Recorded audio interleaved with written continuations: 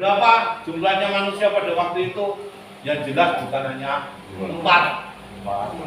Adam, Hawa, Kain, Habil. Nanti kita akan ketemu itu ada keturunan Set, ada keturunan ya macam-macam.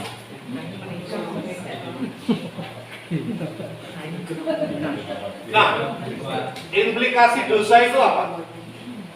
Fakta dosa membawa pengaruh dalam kehidupan manusia. Faktanya, dosa membawa keretakan relasi antara manusia dengan Allah, tadi sudah kelihatan, tetapi juga antara manusia dengan sesamanya. Keretakan relasi manusia dengan Allah dan sesamanya membawa dampak ketidakharmonisan dengan alam ciptaan. Jadi bukan hanya manusia dengan manusia dosa itu, tetapi juga dengan alam ciptaan.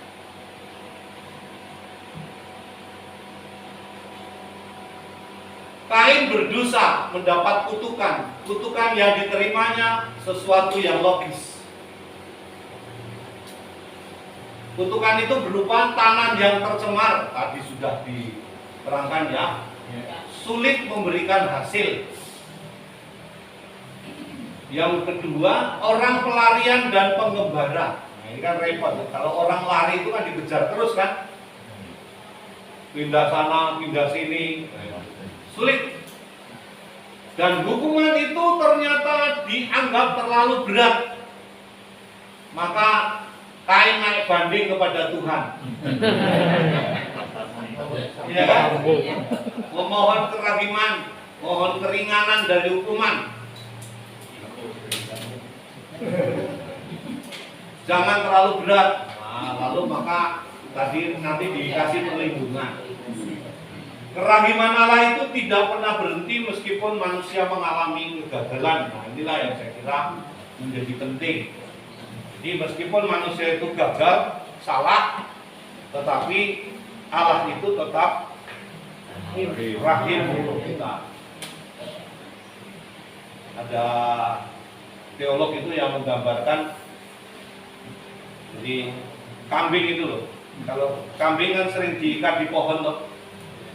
Jadi kambing itu kalau terang-terang saja kan nggak berubah itu antara tali dengan pohon itu jaraknya kan nggak berubah.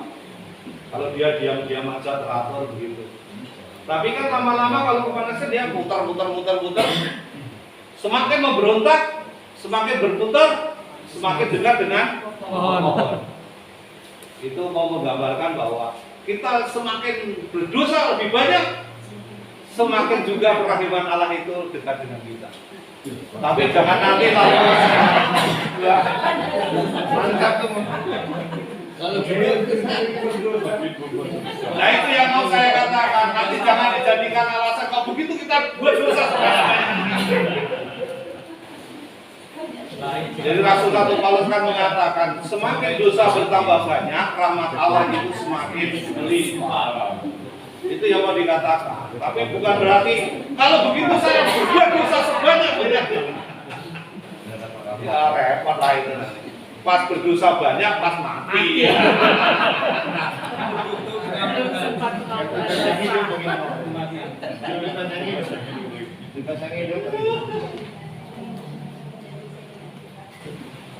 Susunannya Bapak Ibu.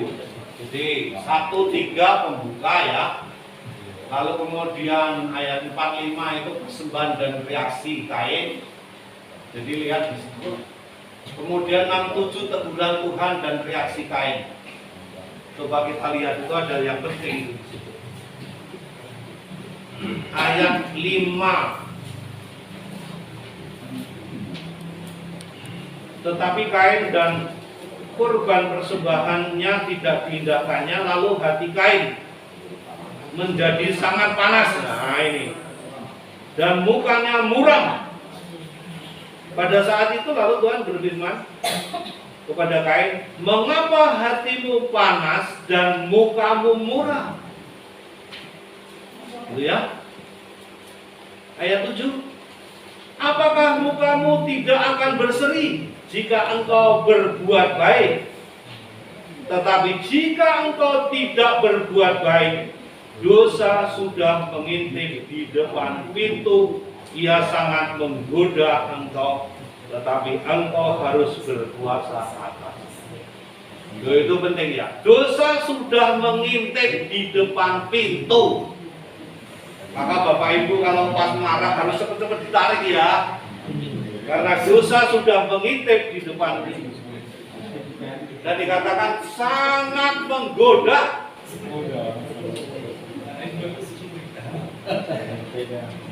Karena kalau tidak ditarik bahaya itu. Akan jatuh ke dalam dosa selanjutnya.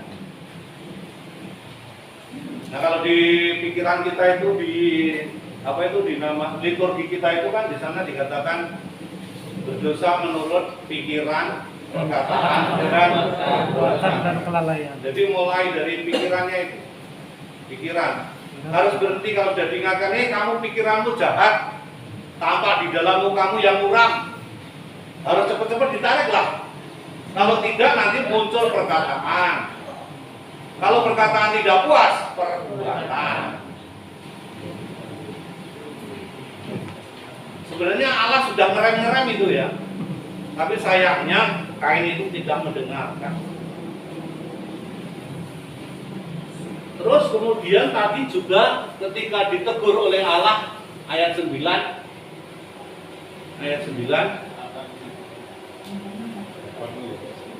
firman Tuhan kepada Kain, di mana Habel adikmu?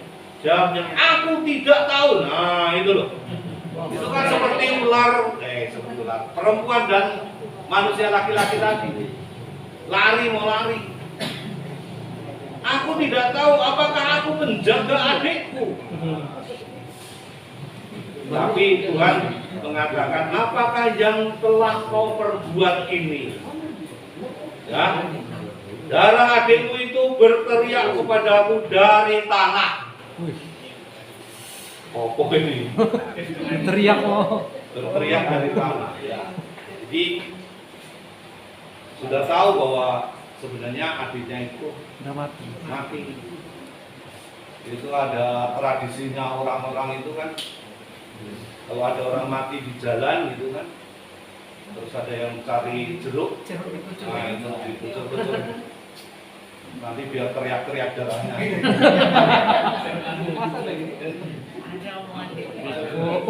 Itu cerita mistis di kampung. Ya. Maka biasanya kalau ada kejadian orang meninggal di jalan, zaman dulu itu dikasih lampu di jalan, dikasih lampu. Mungkin pikirannya itu supaya orang tidak terobos itu, kasihan nanti injak gitu kan. Tapi mungkin juga kan pikirannya dikasih jalan, dikasih penerangan supaya lancar gitu kan. Tapi itu tafsiran. Tapi ya Bapak Ibu bisa lihat bahwa tahun segitu ya, itu sudah ada cerita tentang kayak gitu dalam masyarakat. Jadi sampai zaman sekarang pun masih ada cerita-cerita begitu. Itu kan berarti kan hebatnya budaya itu ya, diwariskan dari tradisi, dari mulut ke mulut. Ini kan cerita lisan. Jaranglah orang menulis macam itu, cerita lisan. Hebat sekali. Jadi orang itu biasanya ya memang itu ingin mengelak dari tanggung jawab. 10 tadi hukumannya ya Kain, tapi juga ada jaminan keselamatan. Ya menarik itu jaminan. Jadi Kain dikasih tanda supaya ketika kemanapun dia pergi tidak dibalas. Saya ingat ada namanya Romo Yakobus, itu yang dulu bekerja di Talang Mama. Dia masuk di sana memberi pewartaan dan diangkat menjadi anggota suku. Maka supaya dia ini bukan dianggap orang asing, lalu dia dikasih kalung. Kalung ini gigi macan. Jadi kalau orang lihat Romo Yakobus itu akan tahu bahwa itu sudah menjadi anggota suku gitu, sehingga tidak dibunuh, gitu. Sudah masuk di dalam anggota. Kira-kira juga kain itu seperti diberi tanda, sehingga ketika orang pakai tanda itu, kain pakai tanda itu, orang tidak akan membunuh dia, meskipun tahu bahwa pernah kejadian tentang Habel itu. Ada tanda-tanda perlindungan, tanda-tanda perlindungan.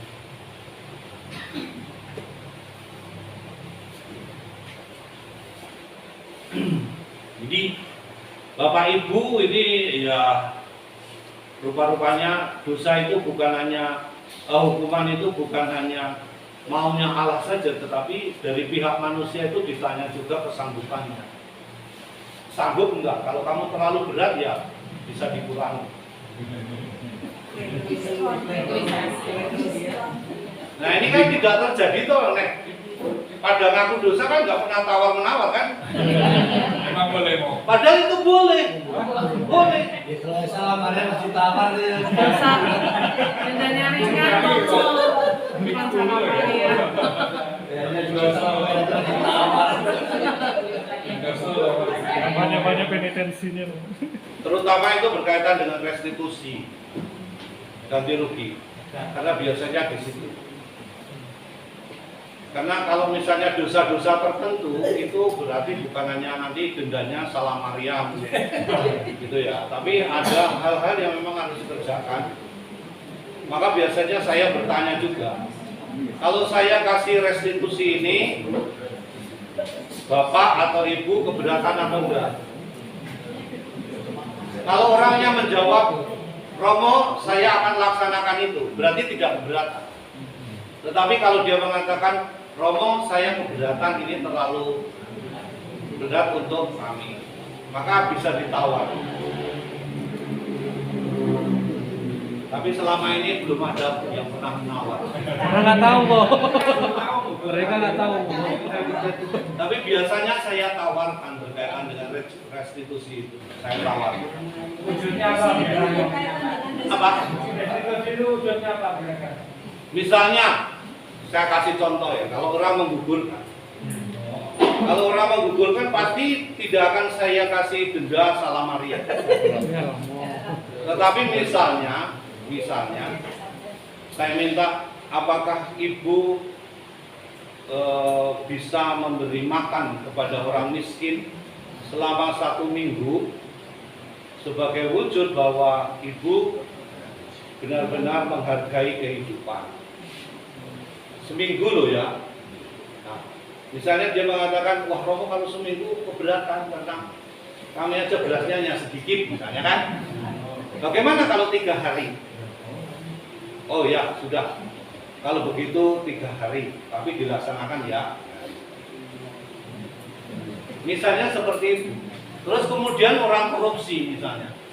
Kalau orang korupsi, Romo saya korupsi. Nah saya kan akan lihat korupsinya itu karena apa? Misalnya korupsi karena gajinya kurang adil. Itu beda dengan orang korupsi sudah digaji dengan adil. Itu beda. Maka kalau misalnya orang korupsi ya pasti saya nggak akan dendanya. Ya sudah pulanglah 5 kali salah Maria. Masih ditawar. Ya nggak mungkin itulah. Kalau korupsinya banyak itu kan bahaya kan, merugikan perusahaan misalnya. Merugikan perusahaan, terus gaji karyawan menjadi tidak naik karena ada korupsi. Hal-hal macam itu. Korupsi bangun gereja. Arah lagi. Bisa saja Pak, bisa saja. Karena kalau gitu hukumannya kan agak berbeda. Misalnya kan nggak harus uang. Kalau memang nggak punya uang, misalnya diubah dengan bekerja. Nah ini yang paling repot tuh pernah terjadi di seminari. Karena di seminari itu pernah Romo itu menghukum sama. Hukumannya adalah mencari bekicot 1 ember. Jadi aku ketahuan nih, wah kamu cari bekicot. Kamu cari bekicot. Kamu sama Romo itu ya? Jadi ketahuannya dosamu ini ya.